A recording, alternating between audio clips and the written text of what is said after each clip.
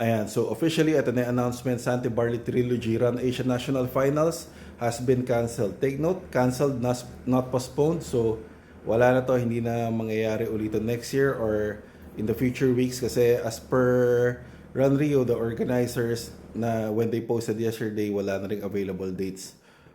This is a tough break for the runners. I think this is the first time I've seen this happen in the Philippines. But I've seen this happen before. Nangyari na sa akin to personally in New York Marathon nung nagkabagyo din doon. They canceled the event. They just gave away everything, all the medal shirts, all the freebies. But tough break for the runners. But kudos to the organizers. Also to the title sponsor, Santi Barley. I'm sure pinag-usapan nila yan.